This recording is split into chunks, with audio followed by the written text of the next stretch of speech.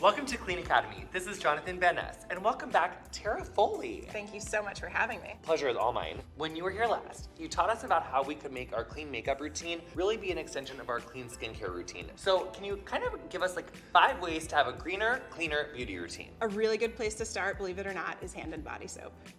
How do I do? It's just something that nobody ever thinks to swap out, but it's actually extremely important. If you think about it, it's the product that we all use most frequently throughout the day. What body washes do, hand and body washes, is they create a ton of plastic waste, right? So we use these faster than anything else in our house.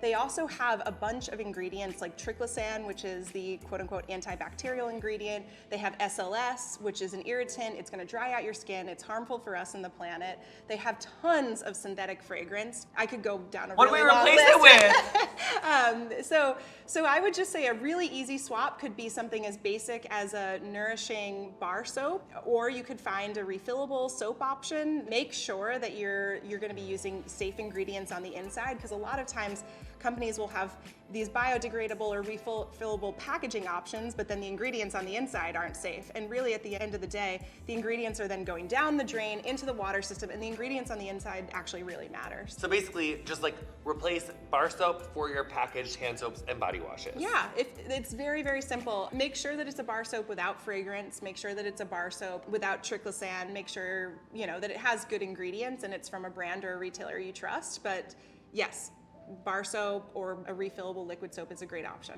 What a great tip.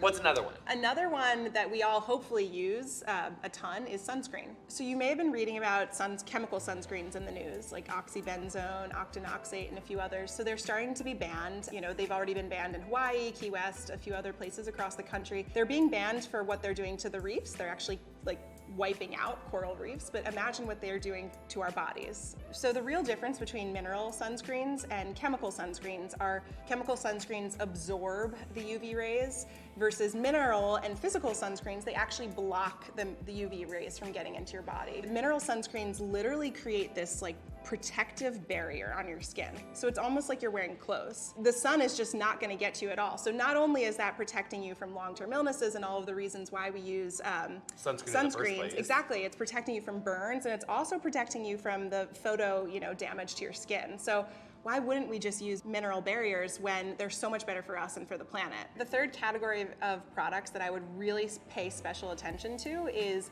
deodorant. So if you were to go into, any major retailer drugstore and turn around every single deodorant, the first ingredient's still aluminum zirconium. And I could talk about that a lot, but it's actually a cocktail of a ton of unsafe other ingredients as well. And you brought up fragrance. That's a great example of something that's in there in a high percentage. However, so far for me at least, every single one that I've tried that is clean beauty deodorant actually makes me smell like a rotting fish factory.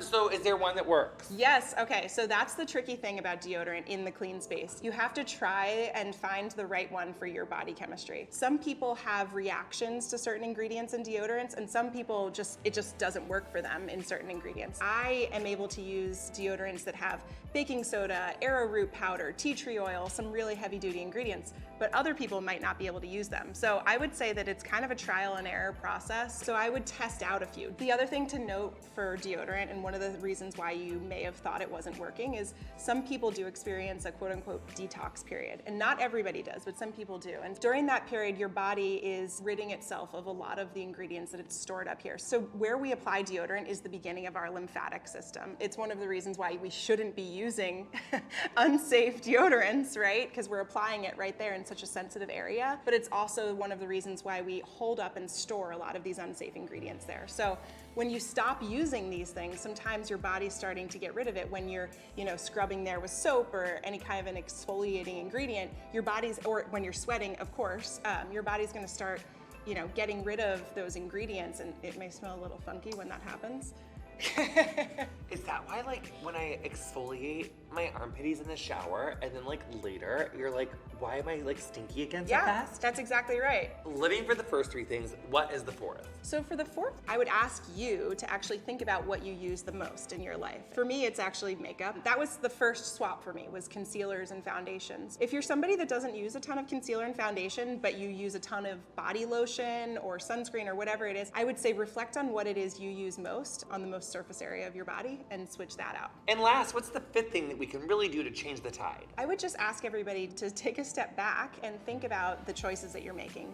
So you're voting with your dollar every single time you buy a product. And the products, there's so many different choices you can make. Sustainable packaging, it's, healthy and sustainable ingredients on the inside. It's so many different options, and it can be a little bit overwhelming. But by getting informed about these different options and, at least knowing and then making small choices and taking small steps in the right direction, we're doing this together. And so it's about talking to your friends and family members about it. It's about informing yourself more and more. I mean, there are things that are super complicated, like packaging. Like in the beauty space, most beauty products are made with mixed materials of packaging. So do you know what that means? It means like the pump and the cap, everything's made out of a different material. So that makes it hard to recycle, basically. And so you can do things like find drops, where you can drop off the mixed material packaging. You can look for glass, you can look for biodegradable packaging. There's so many different options, but just by informing yourself and informing your friends and family members and treating this as a community issue, then you're doing the right thing.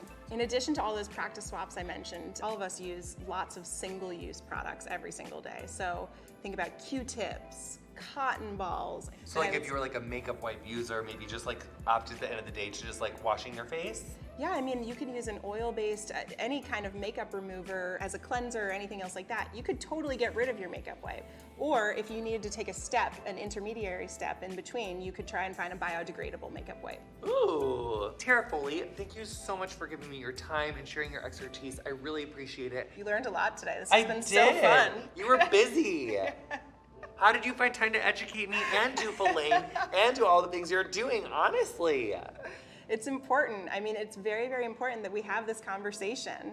There's so many people that still haven't heard about the benefits of clean products and how important it is to make the switch. So thank you so much for talking to me about it today. My pleasure. Thanks so much for coming. Thank you so much for joining us today. If you want more Clean Academy, make sure to follow Biossance on Instagram and YouTube.